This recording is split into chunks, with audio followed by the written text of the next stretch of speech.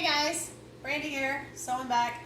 I just pulled out the tomato skins from my pasta, and you can see that they're totally dry. It took longer than 12 hours on 125 degrees. I want to say, I think it took about 15 hours.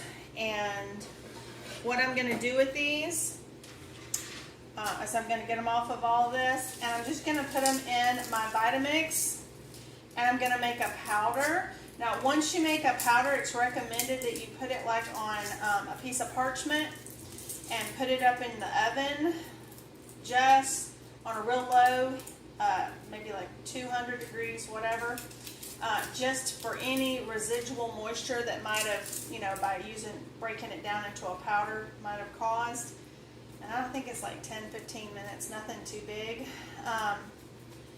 And I will say there's a few places where I'll have to give these a good clean, but for the most part, this was a good use of this. I'm excited about this. So you can use your skins, like I said, you can use them to help make a tomato paste, but you can also, like if you're doing a pot roast or something like that, you can put it in that to add some flavor, to sneak in some more nutrition, especially like if you have a picky eater, maybe they don't like tomatoes, because tomatoes have a lot of health benefits.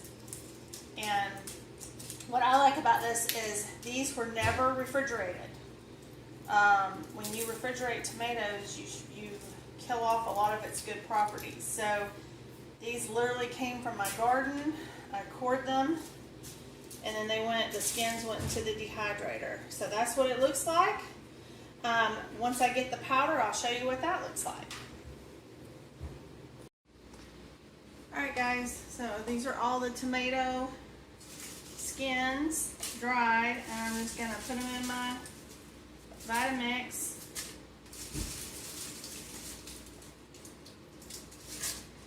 We'll fill this whole thing up with all these, and when you crush it up, it's going to be probably not much at all. But that's how it goes. But that's okay, because now that I saw how to do it, I'll continue to save my tomato skins for the rest of the season, because I have a lot more tomatoes coming in. You can get a good stash going. Because I think this would be a good base for soups and things as well. Alright, so I'm going to put this in. Let's see how this goes.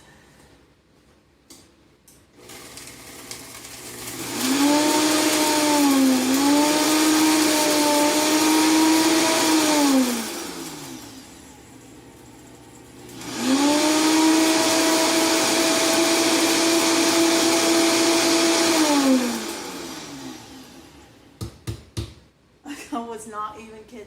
Look at this. It's so funny. The whole thing was full. It smells like a big tomato. And that's what you get left. So I'm going to put this on a piece of parchment in just a little bit, and put in the oven to get any kind of residual moisture that caused, and then I'll jar it up.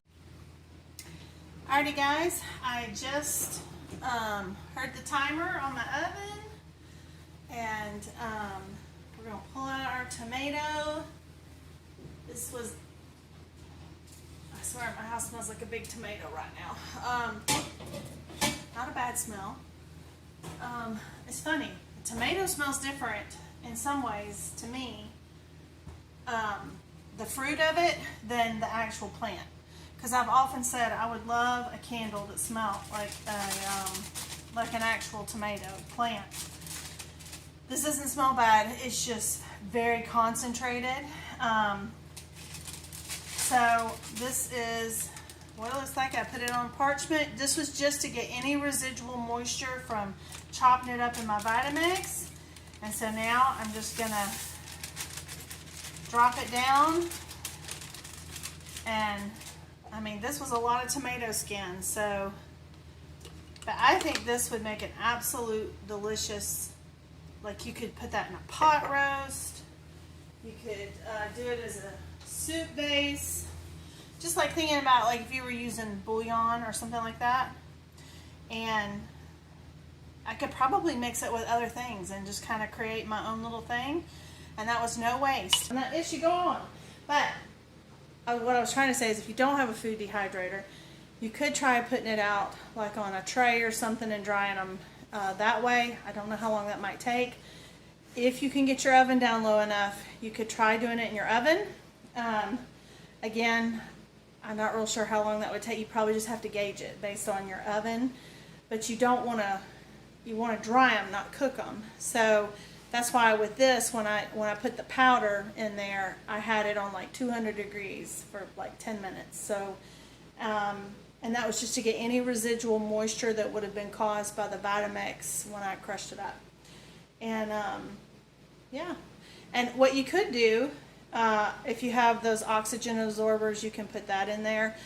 I'm probably going to be adding to this in the near future, so I'm not going to put one in there yet, but once I feel like I've gotten through with that part, then I will probably put an oxygen absorber in this and put it in my pantry. And I'll look forward to using it. Oh, you know what this would be really good with? Beef stew. Beef stew, especially if you didn't have like tomato paste. Beef stew, y'all. I'm telling you, no waste. Anyway, I appreciate you checking this out. And anyway, don't throw those peels away. Till next time.